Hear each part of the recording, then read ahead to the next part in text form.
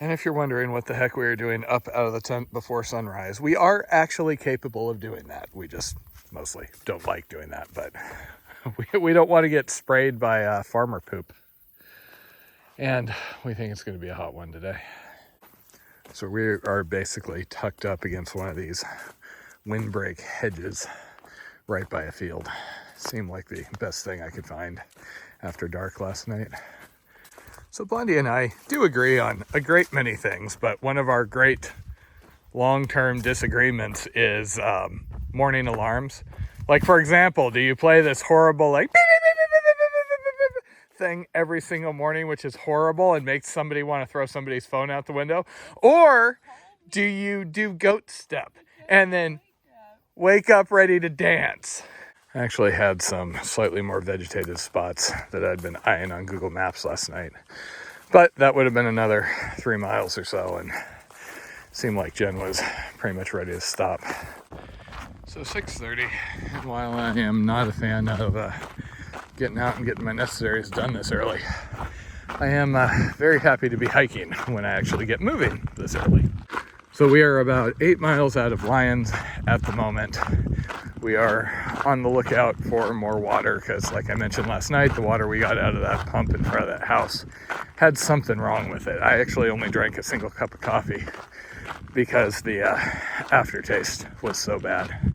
Lyons is something that sounded familiar, and I checked, and sure enough, one of the other guys that's out here who's doing something American Discovery-ish came through Lyons a couple of weeks ago and got attacked by a big pack of dogs and puppies that were just loose and roaming.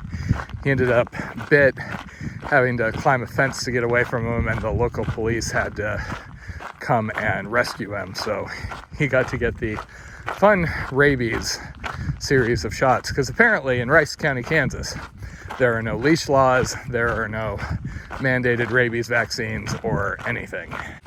The good news is I know where the attack happened. We were intending to go up a different side street anyway, so hopefully we can avoid that particular issue. You never know if you're going to have something else. See the Mennonite pit bulls a couple of days ago.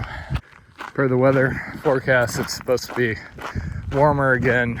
We're going to be dealing with mid to high 90s for at least a couple of days.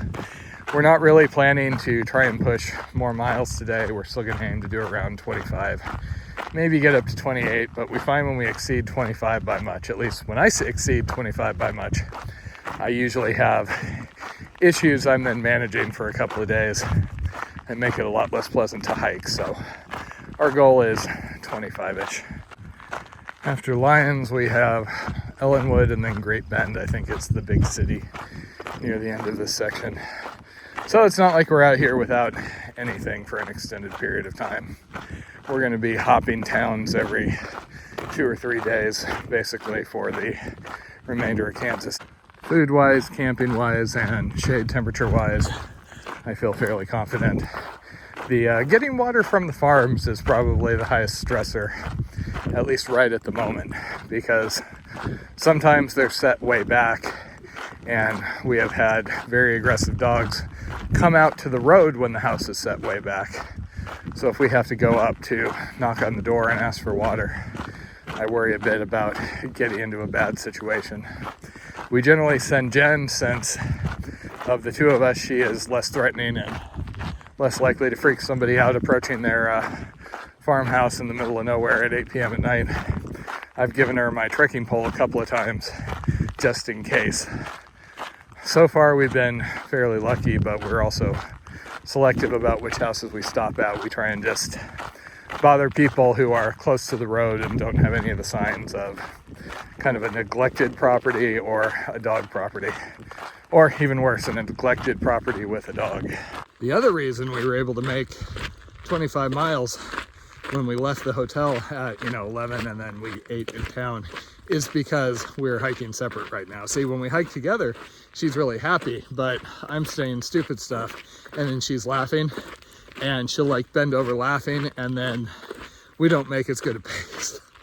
So we joke about going into get shit done mode, and that is basically walking separate with our headphones in. When we have a break, I'll usually let her go first, and then I'll come up behind her and usually outpace her after a while. So that was the closest property to where we camped. I do see what looks like a dog kennel there. I tend to look for houses that look like they have, you know, grandparents with matched chairs sitting on the porch, if at all possible. And we got smoke all around us now, looks like.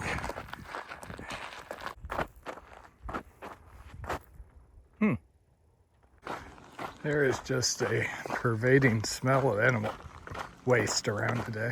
I assume they sprayed the fields recently.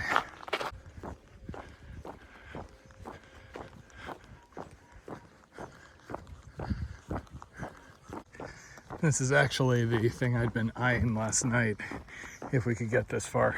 You just can't tell where you're going to find a fence line. And even if we were willing to go across those, they tend to be a little difficult to climb.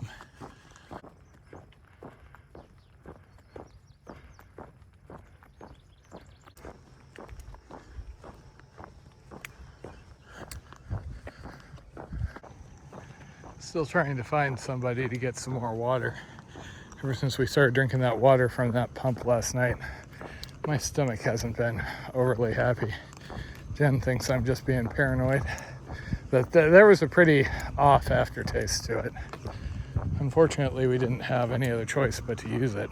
Okay, unfortunately, the sun is out now and it's starting to get warmer, and we are about 2 miles out of town where we found a place with breakfast burritos, so that is our plan.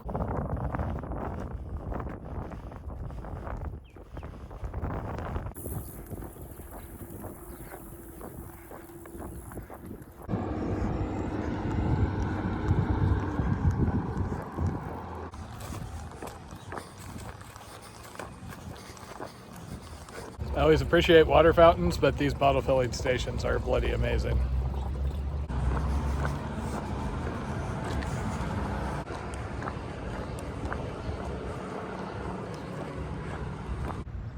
I got a really weird look going by the fire station, and I'm kind of wondering if it's not the looking homeless thing, but the whole, hey, last time they had a hiker come by, he was attacked by like 20 dogs outside of town. So I know what you're thinking, but no, we are actually not going to Subway. Because if there's anything that I desire more than bread and veggies out here, it is breakfast burritos. And there's a breakfast place up ahead that claims to have breakfast burritos and coffee.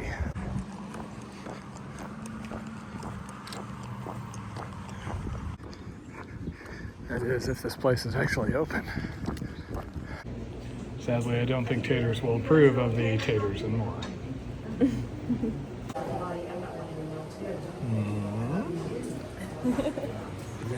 So one of the things I'm always interested in when talking to people is telling stories about hiking and paddling. But in addition to that, rolling her eyes, in addition to that, it's trying to get like context for the area because we don't know. For example, if you wear a hoodie in like our area of Southern California and crawl behind fences, people think you're like a Colombian drug cartel that's breaking into houses.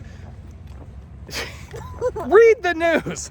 Anyway, again, part 3. So we were talking to the lady back at breakfast, which was really, really yummy. They were really, really nice. And we were asking we were talking about like the troubles getting water. And she's like, oh yeah, people are kind of nervous out here. We've had a whole bunch of break-ins.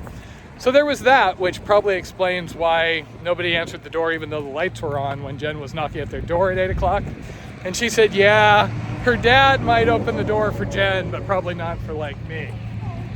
And then we mentioned the pump she used, and the lady's like, oh, yeah, on our farm, that would be the bad water. You wouldn't want to drink that. You should have drank out of like the house hose. So Jen's trying to give me dysentery for the second time. Oh my gosh, you're Stop dissing Terry. You're a little bit paranoid about water, and yes, I know you have reasons, but that well water was great. It's like her telling me, oh yeah, you're overly paranoid about Noro. You've only had it like twice in the last couple of years. We also learned to not stay in Ellenwood. The waitress goes, oh, I wouldn't stay there. That place is haunted. Yeah, but I topped her because I went, no, lady. A haunted hotel? We know a place with a haunted clown motel. Like literally in all the rooms, there's little clown dolls staring at you all night. And she's like, oh God. So we win. So we were doing a quick supplementary resupply And then we are walking out into the already unfortunate levels of heat.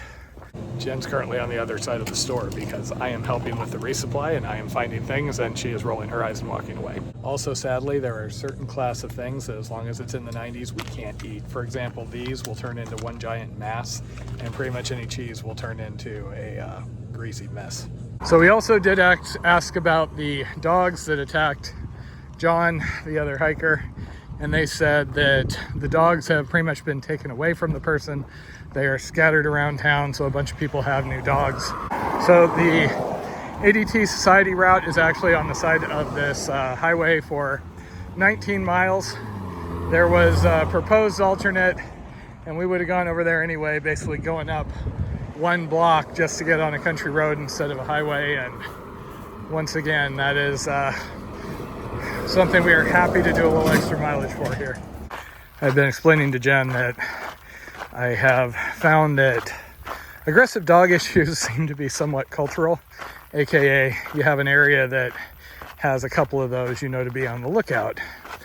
In other areas, bigger towns, I think it doesn't happen quite as much just because higher number of people exposed. Bigger chance somebody makes a stink about it, calls the police if they're bit, etc. It sounds like these dogs that bit Hiker John were a known thing. The waitress was calling them the suicide dogs because they would run out and like attack cars. So it was a known thing through that area. People probably knew to avoid that street. He just happened to come by, ended up getting bit and got rabies treatment for his trouble. So it is 11:20. It is hot. It is soon to be unpleasant / possibly unworkably hot. I've been having some foot issues, just feeling, you know, grit rubbing at funny spots on my foot. So chances are we are going to do a siesta through the hot part of the day and then just start walking late. We're already, 10, 11 miles in. So if we get a good evening time in, we can still make our 25 fairly easily. All things being equal, I would have liked to aim for the next town and see about getting in a B&B for the night and then some air conditioning, etc. But there's no way. That would make a 30-mile day, and trying to push that through the heat and everything just doesn't seem very practical. So our plan will be camp maybe 5 miles short of that, probably in another field like we did last night. Water, we're going to have to ask at farmhouses, but hey, we will muddle through one way or another. I'm just like a couple of months away from it being really, really unpleasantly cold after all. So we had to do a little extra distance, but now we're going to be on this until tomorrow morning and it'll be far quieter. Okay, and today we're meeting the friendly locals. Guy just stopped, asked what I was up to, tried to give me water. So far I have not been able to find anybody who has friends down this way who can give us water and whatnot. But I keep just throwing out, oh yeah, if you got friends down this way, let them know we're harmless and thirsty. Also, Jen had to go run off into the bushes and she is blaming iced tea, but I am convinced it is the water from that well. Dysentery.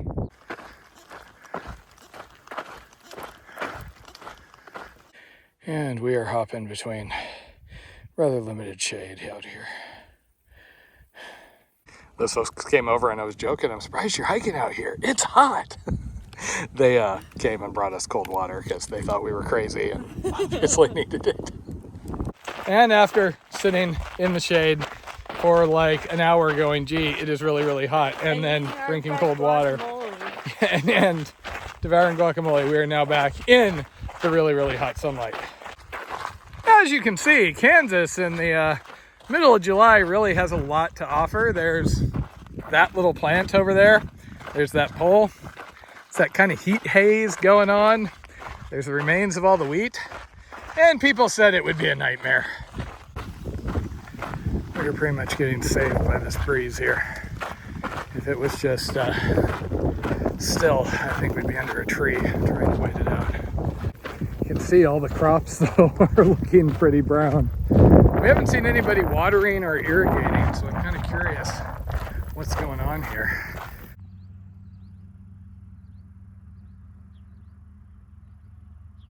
I'm starting to think Taters here might be heat stroked.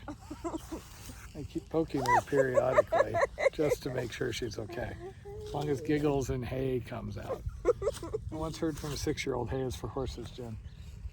You're just so sleepy. You just want to lie down and die of sleepiness in the Missouri heat.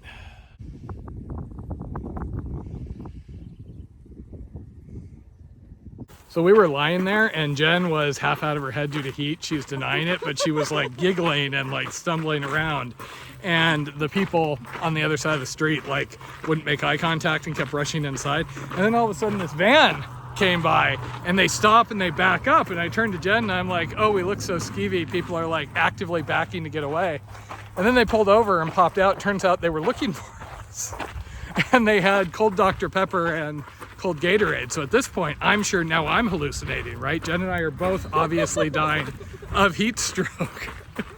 But yeah, it turns out they're through hikers. They were looking for us and they found us like right at the last minute because we're on a side road, not on the main highway. So we're both feeling a little bit better now. That basically made our day. And I'm Jen's- now ready for the evening round of walking. Jen's now back to coherence. Me, I am not, but that's normal. So when you're doing first aid, they have a thing like when you're evaluating their awareness and everything, it's like, are they less aware than they usually are? Because some of us live in La La Land anyway. And as it turns out, they're going out this way, so they're actually gonna drop a gallon or two for us in another 7 miles. So we don't have to worry about getting shot at by a farmer trying to knock on their door again. It is also a little cooler now. It is also, unfortunately, a little smokier. You can see there's actually haze off in the distance now. But it's what it is. We're 17 miles in, and we're gonna try and knock out another 8 before we set up camp. There is a town. We're not gonna make it that far, so it's gonna be another get creative in a cornfield sort of night. They look so comfortable and air conditioned. That is the cool side of hiking. You never know when something's going to happen and totally make your day. Unfortunately, you also don't know when something minor is going to happen and completely ruin your week, month, year. You could like fall over and spend 3 weeks trying to rehab it. Oh. Catch COVID, noro, dysentery. I feel like we're more in dysentery country until Colorado. Colorado is more COVID, noro. I swear if this trail goes anywhere near Winter Park, I am not going that route. So yeah, we're above 95. In the past, that has been kind of the mark where we have to start doing siestas. We tried to push through, we had a breeze, and it was getting to us there. So I think that might have to be our plan. Hike early, hike late, at least until things change again. It's really a shame to be here after the wheat harvest because everything looks so empty and barren. At least we have the alternate crops coming in.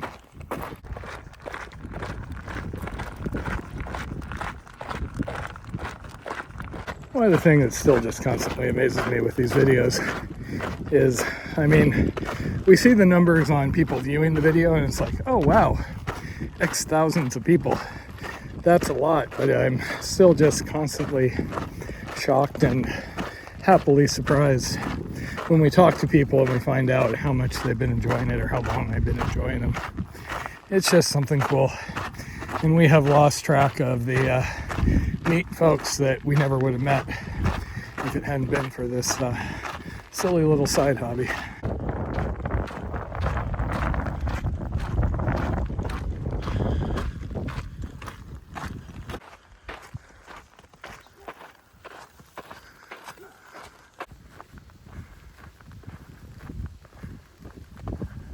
It always seems just a little bit surreal when the smoke is this heavy.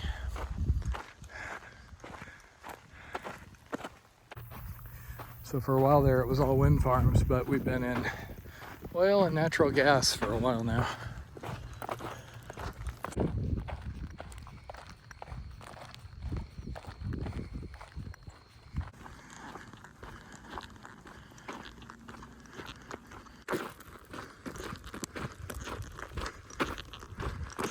Okay, 9 p.m. We should have a water drop waiting for us here. We're going to top everything off and then who the heck knows when we're going to get to camp, because it is looking pretty sparse out here. So thanks to Hot Rod and Peaches dropping us some water out here, we have enough to get us through the night. Jen didn't have to risk some farmer waving a gun in her face, making her all sad. And now we just have to find a place to camp. Normally we would be looking for one of those tree breaks, like where we stayed last night. You might notice looking ahead, it looks like there are no tree breaks. You might notice looking at the satellite view a mile or two in every direction, there are no tree breaks. So yeah, we're gonna have to just balls out, set up somewhere. So everything right along the road is covered with gas pumps and oil rigs, and it smells like it. So there was an ungated, unsigned road going back here. There's a sign that says Stan's Refuge, but not anything that indicates you're not allowed to be back here. So we're thinking we're probably gonna try and set up here. We're gonna be going early anyway. So yeah, as near as we can tell, we're good to be back here, and we are heading off into the bushes, so we should be pretty safe from anybody coming across us, especially since, again, we're only going to be here till 6 o'clock in the morning, 7 o'clock in the morning. We ended up with a really nice camp tonight. Actually, we were expecting to have a really hard time finding a camp, but we got one in the middle of some trees, pretty far away from the road. Only downside is a slight smell and sound from the oil drilling operation. Really excited for tomorrow. We get to go through Cheyenne Bottoms, which is the largest marsh in the interior of the US. And the waitress at the restaurant this morning in Lyons said, oh yeah, you're gonna love it. It's really pretty. The heat was pretty tough today, and if anything, it's gonna be a few degrees hotter tomorrow. So we are planning to do an intentional siesta in the middle of the day and hike early morning and late evening. Now, whether that plan holds up depends if we can find a good spot to siesta and if we have enough water supplies during the day to do that. Home sweet home for the night.